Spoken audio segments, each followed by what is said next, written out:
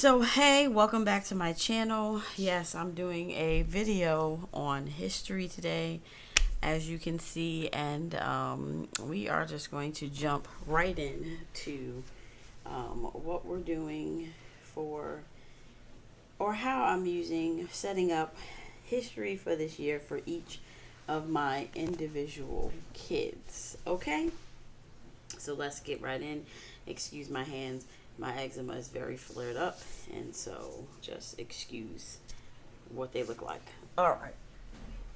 So, for history, I did use Chatgpt to help me along the way, and I will kind of talk about that as we go along. And so I will just pull out all of them. This I know is giving a glare, so let me take it out. So I have a separate one for 7th, 10th, and 11th grade. And I will just do one at a time and talk about it and how I came to figuring out what we're going to do for those grades. I will try to timestamp because this probably is going to be a little long. So I will try to timestamp 7th, 10th, and 11th grade so you can see all of them. If you want to go to one and not the other, that is up to you. So, yeah. So with ChatGPT, it kind of just started out as oh, I'm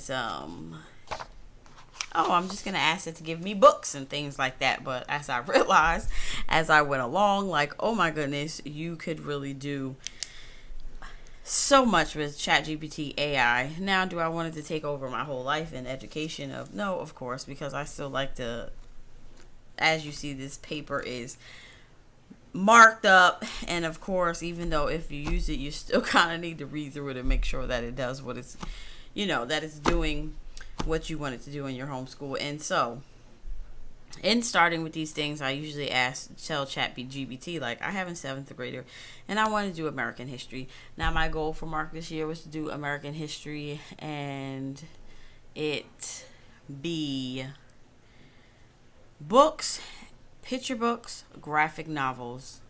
Books being the lesser and more graphic novels, and picture books, even though I do have a lot of books on hand.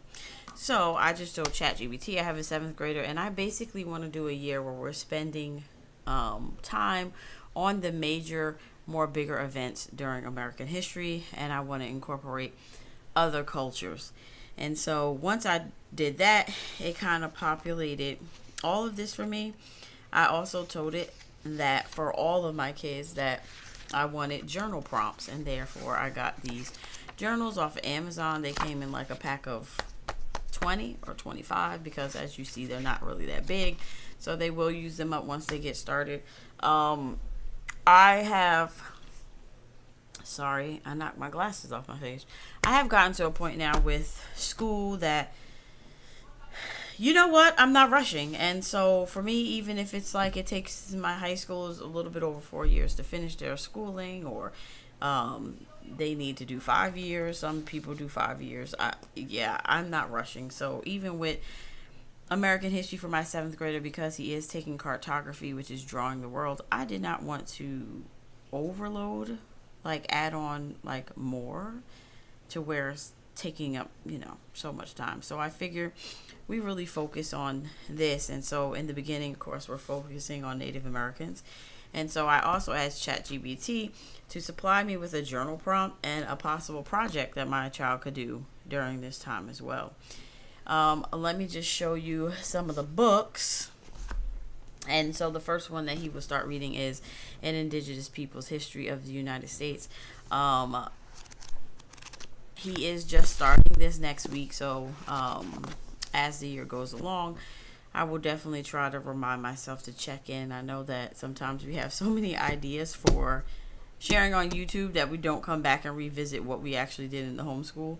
And so, yeah, as I wrap up last year, because I usually wrap up the previous year and then come to this year when the next year's already started. So as I start to wrap up stuff with other things that we have used, you will see like short reviews come out on how I like them in our homeschool and things like that. So another book is A Different Mirror for Young People. And the last one is A Young People's History of the United States. Also, these we have almost read through the whole one of this one. And so for me, he's starting with this one, and I'm just pulling out chunks. He's not going to read this whole book. And so I just go and look at kind of like at the subtitles in the book and what I want him to read about. This says terminal narratives. And so, like for instance, with the Native American, it's talking about corn, and it has like a lot of good information on corn and where it came from and how all of that, started. And I was like, this is what I want. So just really pulling out information that I really want to use for my child from each of these books is really, while adding it to what Chatgpt gave me. So for the most part, Chatgpt gave me graphic novels and picture books, and that's what I wanted. Some of the ones that I couldn't find in my library, I'm kind of substituting them out. So this is kind of what it looks like. A lot of it was really good, where, I didn't feel like I needed to change anything. Some of it was like, oh, I'm going to change it. I did have it break it down weekly, but some of the stuff we are not spending a week on them. We're spending more than a week on them. So we might not get through this. And honestly, next year I might just continue this into his 8th grade. And then, when he gets to high school, he'll just, restart. So it really mapped out everything up until, September 11th, the first Black president, Black Lives Matter. So I really like that it was able to just pull in everything, give a little bit from cultures. It even did like a final reflections, what is America? And so I really like that because I can incorporate in, graphic novels whenever I can find them and put them in there. So, and then I asked it to make me a timeline. So even this kind of keeps me, all right, this is what we're covering, and I can pull in more information about important things that happen like through a picture book and not necessarily like a book. So for my 7th grader, this is definitely working, and I'm liking that I get to just journey along with him. And so these are the other books that I have. What were the Negro Leagues? What was the Harlem Renaissance? Who was Rosa Parks? What is the Constitution? Who was Ida B. Wells? Who was Sojourner Truth? What is the Statue of Liberty? And what is the Declaration of Independence? So I have all of those too. The What If series, I feel like they're okay. If you want a little bit more information, sometimes I can feel like some of the ones probably don't give the best information, but I like them, so we use them. All right, so let's move into my 10th grader. My 10th grader is doing American History Honors Course, 35 weeks. These are the main materials that I'm using. And this took a little bit longer for ChatGPT because once I asked it all this information, and I'll show you, he is doing American history and his presidents. So basically, ChatGPT let me know what president is it good to do a deep study on, what president is yellow, what president is like, oh yeah, you can, but you don't have to spend time on them. So I let it do that for me, and then I also let it do a list of the presidents and their significant influence during history. So and then it broke it into the categories of major and less. And so this did take time while I was doing it, because this one took less time. It probably took it about 2-3 days. My older ones, it took it about a week to put together his when I show it to you. So this is what it looks like, and it broke it down the first 5 weeks. This is kind of what you're covering. It's pulled the chapters and lessons.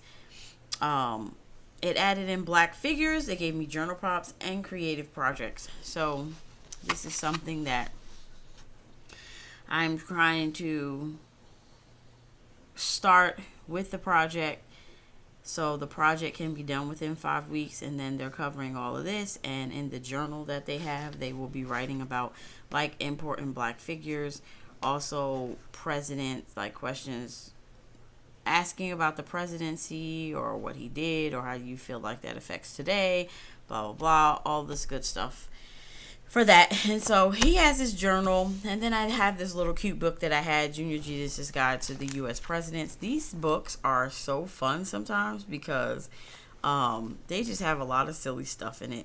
Like George Washington is the enforcer. In 1794, a Pennsylvania farm protest against a new whiskey tax was threatened to turn into an armed rebellion. President Washington himself put on his old uniform and rode out at the head of an army to put down the revolt, which quickly collapsed. And so I love how it just gives you like these little informations. And look, tallest Abraham Lincoln, heaviest William Howard Taft, shortest and lightest James Madison. And so it's just a fun little book to add in that I figured he could, read before he starts. So currently, he's in reading this before we really jump into everything else. This hefty guy is his spine for the American presidents. This is a bigger book on information, and it really gives you a lot of information. So you have the picture, you have like a short little timeline, you have their political life, presidency, religion, lifespan, military, and then it just goes into more things: early life, political career. I also love that the timeline is down here, because if I want to do a project and say, oh, I want you to timeline his span as a president, like, it's all here. It's very well laid out.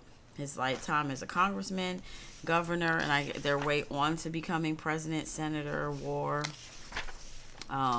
vice president, President Johnson. So this is finally when he was president, and his way to, working his way up, impeachment, finishing the job, retirement. So it really does cover the lifespan of each of the presidents in more detail.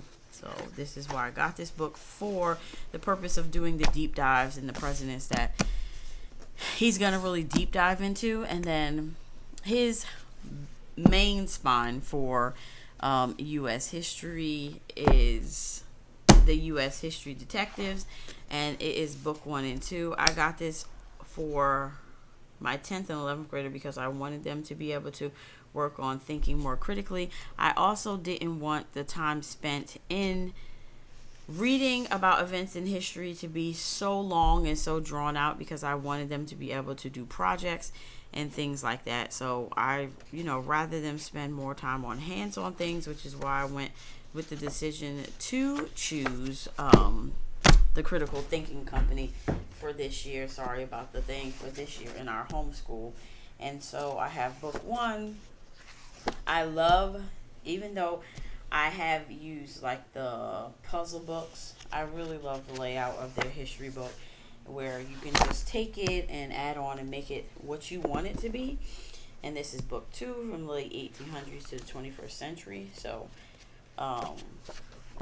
I love that it's not a lot of reading, and I made it this way also for him because his American literature, which I will come out with a video about that too, is a lot of reading. So I didn't want history to be another thing where it's a lot of reading, even though he's a big reader, so it doesn't bother him to read. And then the last book is this small book about the new books of U.S. presidents. This is the book that I'm going to use when he's going to spend less time. The ones that we will read about, but we won't do a deep dive into them. So this is the book I'm going to use for that. Yep. So this is my 10th grader stuff. Sorry about the glare. It's like these books, you can't really help it. Yep. Those are his materials. All right. And we're going to jump into 11th grade right now. All right. Let me put this up. All right. So for my 11th grader, he is doing world histories And a culinary mix, I haven't come up with a name yet. I don't know whether I'm going to do like world history cultures or cuisines or, but whatever it is, that's what it's going to be. And so basically, ChatGPT again, he has, sorry for the jiggling, he has 5 books that's going to go into all of this. And so I took this one a little bit further just to see what ChatGPT could do. It broke it into 2 semesters for me. So week 1, week 2, week 3, week 4, and so on and so forth. It also broke the weeks down with a dish and spices that if I want him to study a spice that week, he could study the spices as well. So it broke that down. And then topic, dish, spices, it also did that.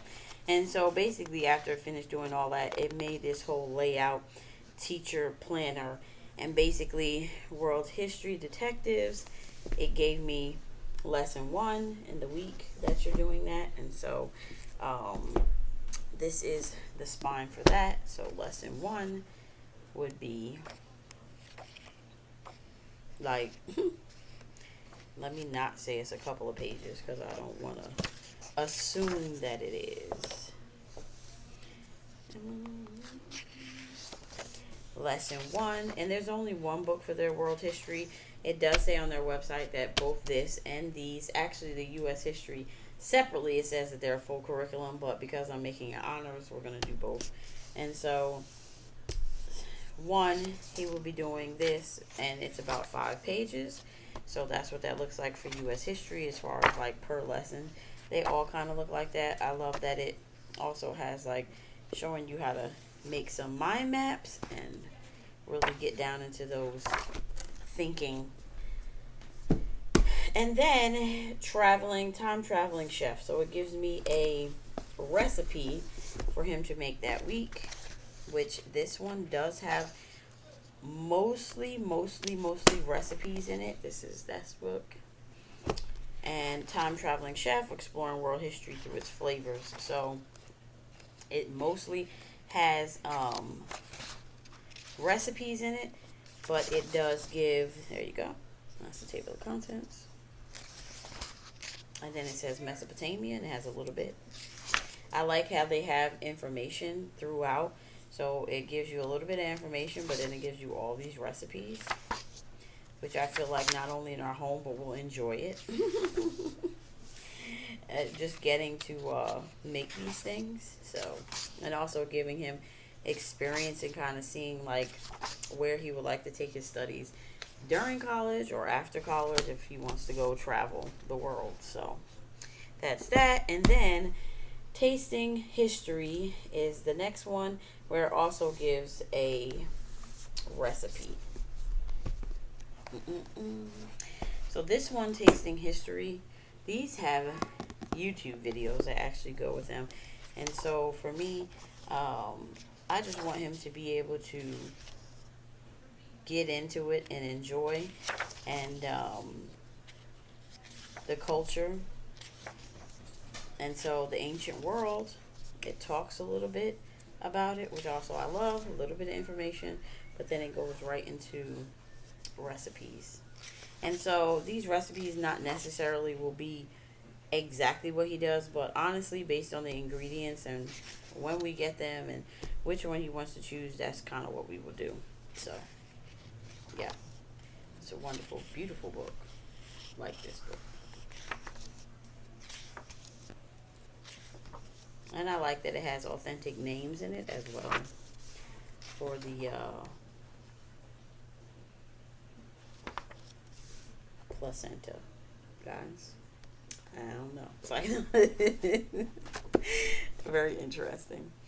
And then the spices. So for the spices and studying the spices, or just like copying how they go into culture, into that culture, would be DK's book, The Science of Spice.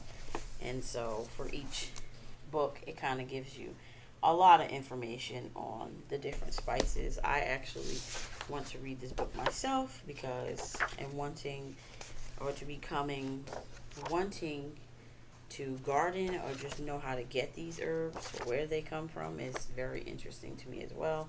I love rose. Have you ever had a rose chai? It's my thing. That's my thing. It's very delicious. Um, it also lists a video. Um, it says cook both recipes and spice map. That was another option, but I said I didn't need to do that because we were doing geography. But now that I think about it, it's almost one of those things that I might feel like we can go back and do, because we'll see how our world geography progresses and if we actually get into that or we're going to skip it. All right, so the last one is food anatomy. And because this is like a very bread, and I don't know whether the numbers match up to the actual numbers that it gave me. I haven't checked yet. No, it doesn't. So this says bread origins 12 through 18, which no, it doesn't. And this might be a newer copier of the book, which is probably why that happens. Street food, sweet tooth, 69. But if you don't know these books, she just recently came out with another one. So he would do stuff like this to go with bread, corn, growing rice. This is wonderful. Yeah, bread. So this is just to add like some visuals for him to look through and like read on the little things here and there. And so this is just like a cool little add-on for him to just explore other things as well. So that's that. This also, hopefully we'll be getting started with this soon. But yeah, these were all of my things for different histories for 11th grade, 10th grade, and 7th grade. So this is kind of what most of my time goes into. I would say that we're more traditional because I do use a lot of curriculum, but even with that curriculum, I don't follow it to the T, and you will hear more about that as the year goes along. And I do check-ins because this year I was like, yes, I have the curriculum for a lot of things, because I did want to focus on being able to be very present in all the history that they're studying this year. As you see, it's not a small thing. So the last thing I want to show you is something that I have been using, which has been like it has been a game changer, and I'm gonna link it below. It's gonna give off a lot of glare. Maybe I'll lean it like this. Does that work? No, it doesn't. So you're gonna have a glare, sorry. But this is just a thing with dividers, but on each divider you get 2 pockets. And so for all of the worksheets that we're using in our homeschool, this is kind of what I started off with for the beginning of the school year, to start reviewing this stuff like one by one. So currently we are on character, and they're talking about indirect and direct characterization. This is also a part of it. If you want to check these out, her name is Stacy Lloyd. This is from Teachers Pay Teachers. I have like her whole bundle. It's actually super great.